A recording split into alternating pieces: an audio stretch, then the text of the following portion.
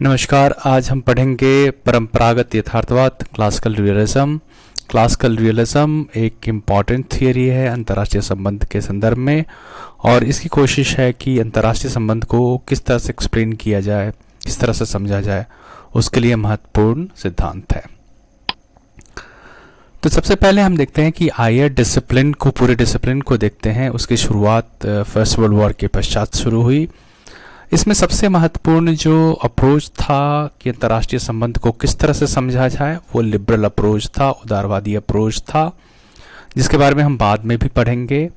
लेकिन अगर इस समय संदर्भ अगर देखा जाए तो दो इम्पॉर्टेंट राइटर को हमें समझने की ज़रूरत है, जिसमें से एक महत्वपूर्ण राइटर हैं वुडरो विल्सन और दूसरे जो इम्पॉर्टेंट राइटर हैं नॉर्मन एंजल।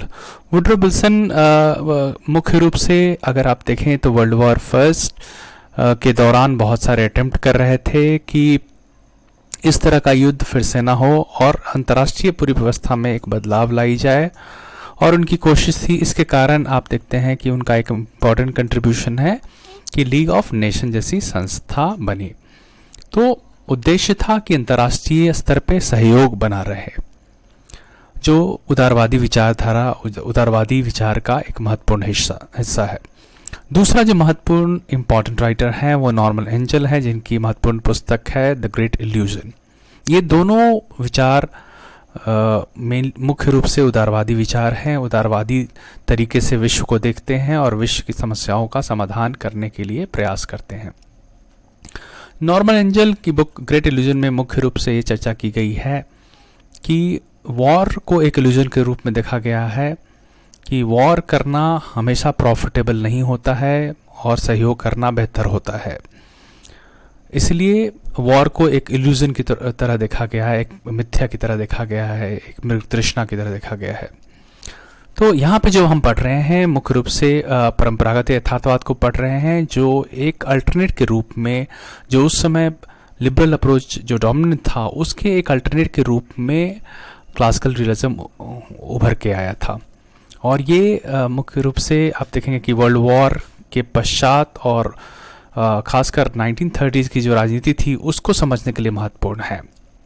तो यहाँ पे जो परंपरागत यथार्थवाद है वो एक तरह से जो उदारवादी विचार था वुडरो विल्सन और नॉर्मन एंजल की राइटिंग में उनके अल्टरनेट, उनके विकल्प के रूप में उभर के आया। अब हम आते हैं नेक्स्ट हिस्से में, जहाँ पे देखते हैं कि कौन कौन से प्रोपोनेंट हैं, कौन कौन से लोग इस परंपरागत उदार यथार्थवाद के समर्थक हैं। तो अगर हम 20th सेंचुरी में देखें तो मुख्य रूप से एडवर्ड हर्लेट कार, जिसको हम EH कार के नाम से जानते हैं, हैंस मॉर्गेंथो, जॉर्ज कनन, इनमें से महत्वपूर्ण राइटर है। और इन लोग की राइटिंग को हम देखते हैं कहीं ना कहीं जो क्लासिकल वेस्टर्न फिलोसफर्स हैं, खासकर थुसिडाइड्स हैं, जिन्होंने पेलोपोनेशियन वॉर, स्पार्टा और एथेंस के बारे में चर्चा की है। मैकियावेली हैं, जिनकी महत्वपूर्ण पुस्तक प्रिंस है, हॉब्स हैं, जिनकी महत्वपूर्ण पुस्तक लिवाथियन है। इन सब में जो मुख्य जो एम्फेसिस है, मुख्य जो उनका विचार है, वो पावर के, शक्ति के आसपास रिवॉल्व करता है। लेकिन इन सब की किताब से जो बात के 20वीं शताब्दी के जो क्लासिकल जो राइटर्स है, परंपरागत जो यथार्थवाद के समर्थक हैं, उनसे प्रेरणा लेते हैं। अब हम आते हैं कि दो महत्वपूर्ण राइटर हैं जिसकी चर्चा करना महत्वपूर्ण है। उसमें से EH कार हैं और दूसरे जो इम्पॉर्टेंट राइटर हैं वो है हैंस मॉर्गेंथो। EH कार की चर्चा हम करेंगे। उससे पहले मैं बताना चाहूँगा कि क्लासिकल रियलिज्म की जब हम बात करते हैं तो कुछ जो कैरेक्टरिस्टिक्स हैं, कुछ जो उनके लक्षण हैं, वो इस तरीके से हम समझते हैं कि ये जितने भी समर्थक हैं क्लासिकल रियलिज्म के, उनका मानना है कि जितने भी अंतर्राष्ट्रीय संबंध में या अंतर्राष्ट्रीय पटल पे हम लड़ाइयाँ देखते हैं या जो भी घटनाएं देखते हैं, उसके पीछे जो मुख्य कारण है वो है डिज़ायर, जो ह्यूमन डिज़ायर है। और ह्यूमन डिज़ायर जो है वो सेल्फिश है, और इसी में कहीं ना कहीं शक्ति की जो इच्छा है, पावर की जो इच्छा है, वो कहीं ना कहीं मनुष्य के जो स्वभाव है उसी में टिका हुआ है। कि मनुष्य का स्वभाव जो सेल्फिश है वही निर्धारित करता है कि किस तरह का अंतर्राष्ट्रीय संबंध होगा। इसी बात को आगे बढ़ाते हुए कहते हैं कि जो अगर हम लड़ाइयाँ देखते हैं तो मेनली लड़ाई किस कारण से हो रहा है, उसके पीछे क्या कारण है। तो वो कहते हैं कि जो अलग अलग जो राज्य के नेता हैं, स्टेट्समैन हैं, वो एग्रेसिव होते हैं और उनका उद्देश्य होता है कि अपने इंटरेस्ट को बढ़ाएं और इसी के दौरान ये सारा कॉन्फ्लिक्ट शुरू होता है और वॉर इसी के कारण होता है।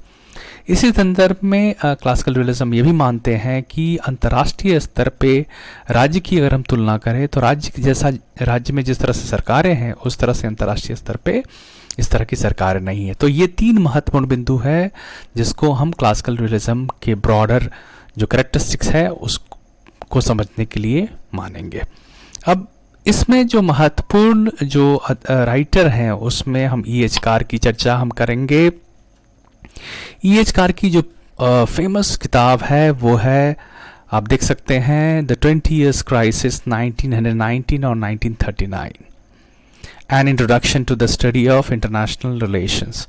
तो ये जो पुस्तक है मुख्य रूप से विश्व युद्ध, फर्स्ट जो वर्ल्ड वॉर है उसके बाद की पुस्तक है और 1939 तक की घटनाओं का एक विश्लेषण करती है। और यहाँ पे ये लिबरल राइटर्स को क्रिटिसाइज करते हैं। लिबरल जो अंडरस्टैंडिंग थी, लिबरल जो समझ थी अंतर्राष्ट्रीय संबंध की, जो कहता था कि जो देशों के बीच में रिलेशंस जो हैं वो अच्छे हैं, हार्मनी पे बेस्ड है, सहयोग पे निर्भर है, और उसको क्रिटिसाइज करते हैं और कहते हैं कि जो ये आयर की जो पूरी समझ है लिबरल उदारवादियों के द्वारा वो गलत है, गलत फैक्ट पे बेस्ड है।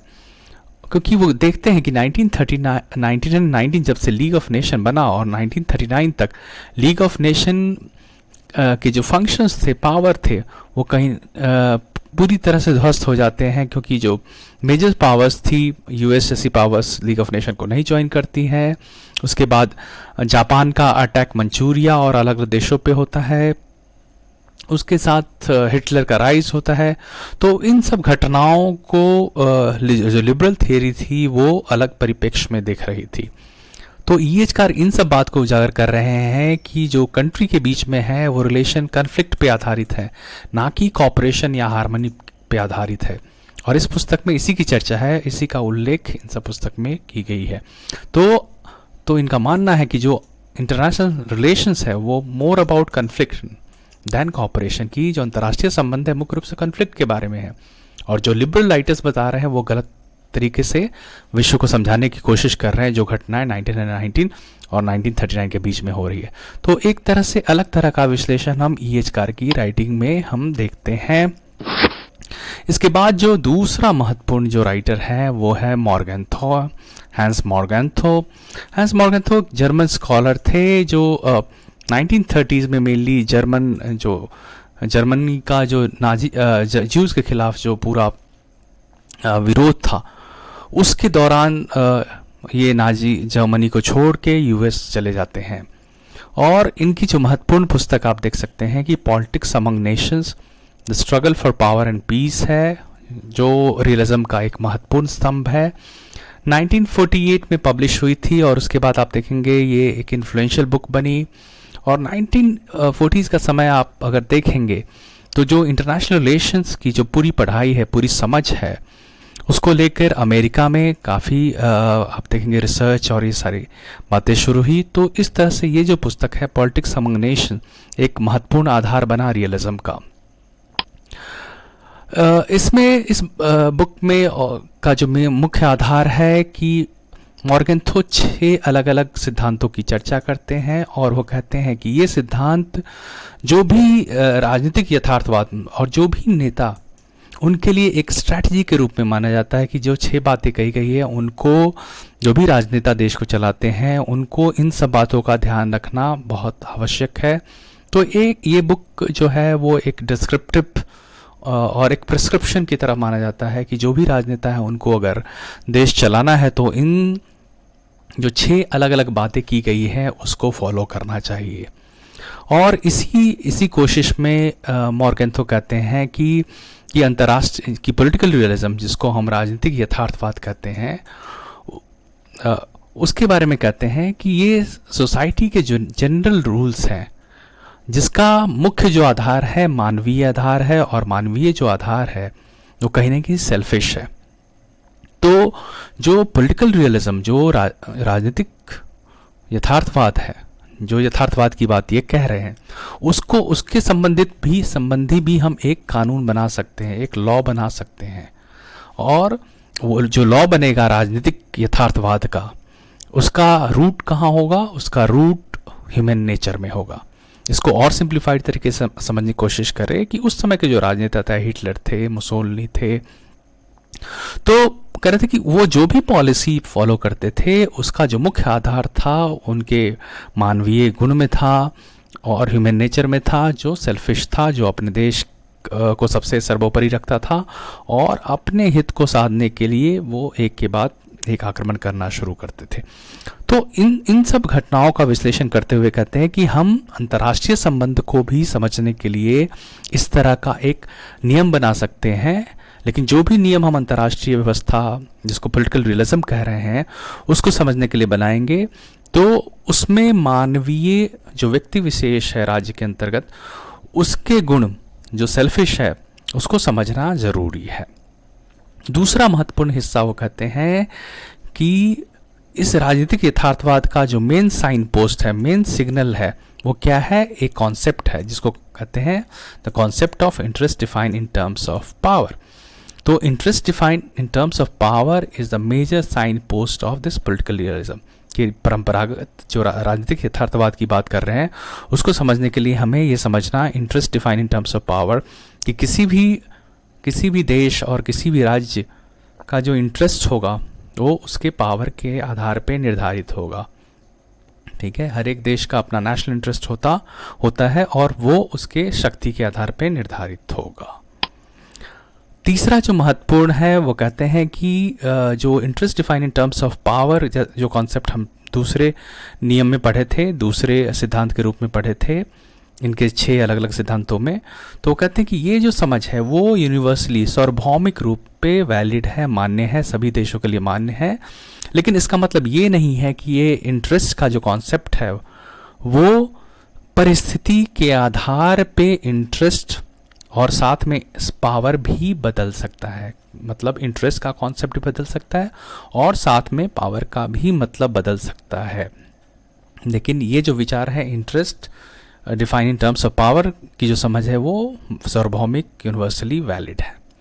चौथा जो महत्वपूर्ण और बहुत ही महत्वपूर्ण विचार है या सिद्धांत जिसे कह सकते हैं कि जो पूरी यथार्थवाद की समझ है, राजनीतिक यथार्थवाद जिसको बार बार वो कहते हैं, उसकी समझ है, उसमें कहीं ना कहीं एक जो टेंशन है किसके बीच में, moral command and requirement of successful political action. कि एक तरफ हम सोचते हैं कि हमें नैतिकता के आधार पे अगर हम किसी देश पे आक्रमण कर रहे हैं तो नहीं करना चाहिए, लेकिन दूसरी तरफ हमें यह भी समझना है कि हमें राज्य को बचाना है तो हम दूसरे राज्य को नष्ट भी करें। तो एक जो मोरल डायमेंशन है लोगों पे आक्रमण नहीं करने की, क्योंकि लोग मारे जाएंगे, और दूसरी तरफ अपने राज्य को बचाने का, जिसको सक्सेसफुल पॉलिटिकल एक्शन कहते हैं, तो इसके बीच में हमेशा टेंशन रहती है। इन दोनों में हमेशा लड़ाइयाँ चलती रहती है। तो इसको समझना बहुत महत्वपूर्ण है। और मुख्य रूप से ये सजेस्ट करते हैं, मॉर्गेंथो कहते हैं कि हमें सक्सेसफुल पॉलिटिकल एक्शन पे ध्यान देना है, कि हमें कॉस्ट बेनिफिट एनालिसिस करना है और फिर हमें आगे बढ़ना है। उसी बात को 5वें जो सिद्धांत है उसमें चर्चा करते हैं कि पॉलिटिकल जो रियलिज्म है refuses to identify moral aspiration of a particular nation with the moral laws that governs the universe. कि जो किसी देश का जो मोरल एस्पिरेशन है, वो जो अंतर्राष्ट्रीय स्तर पे जो हम एक कानून बनाने की कोशिश करते हैं, चाहे वो ह्यूमन राइट्स का कानून हो या कोई और भी कानून हो, तो उन दोनों में, क्योंकि दोनों के बीच में एक तरफ हम चाहते हैं कि सक्सेसफुल अपने देश को आगे बढ़ाए और दूसरी इस तरफ से एक अंतर्राष्ट्रीय स्तर पे जो कानून है, इनके बीच में टेंशन है। लेकिन हमेशा जो हमारा उद्देश्य है, जो राजनीतिक नेताओं का जो उद्देश्य है होना चाहिए, उसमें है कि हम इस तरह के कानून के बियॉन्ड जाएं ताकि हम अपने राज्य को बचा सके, राज्य को का नेतृत्व सही से कर सके।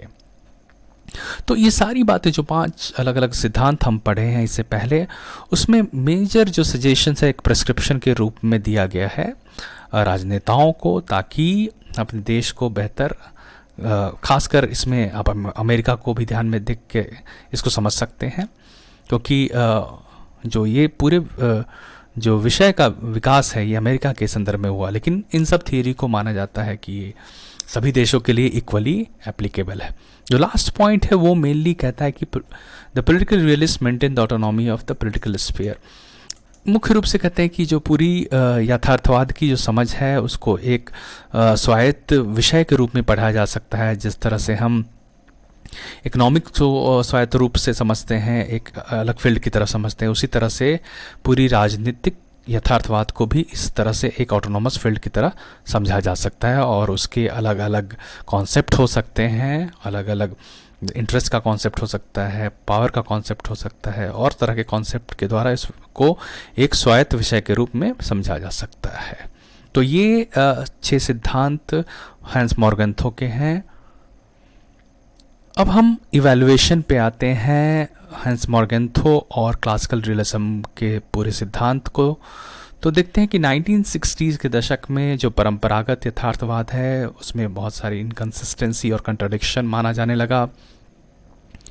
इसमें आप देखेंगे कि जो महत्वपूर्ण चैलेंज आता है हैंस मॉर्गन्थो की राइटिंग में, वो बिहेवियरलिज्म जो 1950s के बाद हम देखते हैं कि बिहेवियरलिज्म का कॉन्सेप्ट आना शुरू हो गया, और जहाँ पे कहा जाने लगा कि इंटरनेशनल रिलेशंस को हम अलग अलग एम्पिरिकल डेटा को यूज़ करके या इंटरडिसिप्लिनरी मेथड, जहाँ अलग अलग विषयों के ज्ञान का उपयोग करके हम अंतर्राष्ट्रीय संबंध को समझे। तो इन सब कंपोनेंट के आने के बाद, इन सब विषयों को आने के बाद मॉर्गन्थो के सिद्धांत को एक अलग पर्सपेक्टिव से समझा जाने लगा, और वहाँ पे ये चैलेंज किया जाने लगा कि जो मॉर्गन्थो का सिद्धांत है वो ये इस बात को एक्सप्लेन करने में विफल होता है कि क्योंकि उनका जो मुख्य विश्लेषण है राज्य के संदर्भ में है, राज्य की जो लोग हैं उनका जो नेचर है वो मुख्य रूप से अंतर्राष्ट्रीय स्तर पे जो घटनाएं होती है उसका कारक है। तो इस विषय से अलग होते हुए केनेथ वॉल्ज कहते हैं कि ऐसा क्यों होता है कि अगर राज्य अलग अलग है, उनकी विचार अलग अलग होने के बावजूद भी जो अंतर्राष्ट्रीय पटल पे जो घटनाएं होती है, कभी वॉर होता है या पीस होता है, इसमें कंटिन्यूटी क्यों है? क्योंकि हमेशा अंतर्राष्ट्रीय जो घटनाएं वो एक ही तरह की घटनाएं क्यों होती है? तो इस बात को एक्सप्लेन करने के लिए न्यू रियलिज्म का कॉन्सेप्ट आता है, जिसको हम अगले लेक्चर में पढ़ेंगे। और मुख्य रूप से न्यू रियलिज्म का मानना है कि अंतर्राष्ट्रीय संरचना जैसी एक चीज़ है जो अंतर्राष्ट्रीय जो घटनाएं होती है उसका कारक होता है, और मॉर्गन्थो की जहाँ पे कहते हैं कि मानवीय जो स्वभाव है, जो सेल्फिश है, वो कारक होता है। तो इन दोनों में डिफरेंस होता है। तो न्यू रियलिज्म मुख्य अंतर्राष्ट्रीय संरचना की बात करता है, जिसको हम आगे देखेंगे। दूसरा जो क्रिटिसिज्म आता है इस क्लासिकल रियलिज्म में 1970s के दौरान, कोहेन नाई के कॉन्सेप्ट में, जो मुख्य रूप से बात करते हैं कि अंतर्राष्ट्रीय स्तर पे राज्य के अलावे नॉन स्टेट एक्टर बहुत इंपॉर्टेंट रोल प्ले कर रहे हैं, राज्य ही महत्वपूर्ण कारक नहीं है, और साथ में इंटरडिपेंडेंस भी हो रहा है राज्यों के बीच में। इसलिए ये समझना कि राज्यों के बीच में संबंध है वो कन्फ्लिक्चुअल है, तो उससे वो आगे बढ़ते हैं। जो कोहेन और नाई का कॉन्सेप्ट है कॉम्प्लेक्स इंटरडिपेंडेंस का, जिसको हम आगे वीडियो में चर्चा करेंगे। इसके साथ साथ फेमिनिस्ट क्रिटिक भी है इन सब थियरीज का। वो खासकर जे डिक्नर ने एक पूरा जो आर्टिकल है वो इस 6 अलग अलग सिद्धांत, मॉर्गन्थो के सिद्धांत को रिफॉर्मुलेट करता है, और उसमें एक फेमिनिस्ट क्रिटिसिज्म देने की कोशिश करता है कि जो पूरा सिद्धांत है मॉर्गन्थो का वो मेल बायस्ड है। तो ये कुछ क्रिटिसिज्म और कुछ इवैल्यूएशन है जो क्लासिकल रियलिज्म के हैं। तो अगले लेक्चर में हम न्यू रियलिज्म पे फोकस करेंगे, जहाँ पे केनेथ वॉल्ज के आइडिया को डिस्कस करेंगे, और किस तरह से मॉर्गन्थो की जो मेजर राइटिंग है, जो क्लासिकल रियलिज्म का एक महत्वपूर्ण हिस्सा है, उससे हम आगे रियलिज्म को समझने की कोशिश करेंगे। Thank you. Hope you like this lecture. Thank you so much.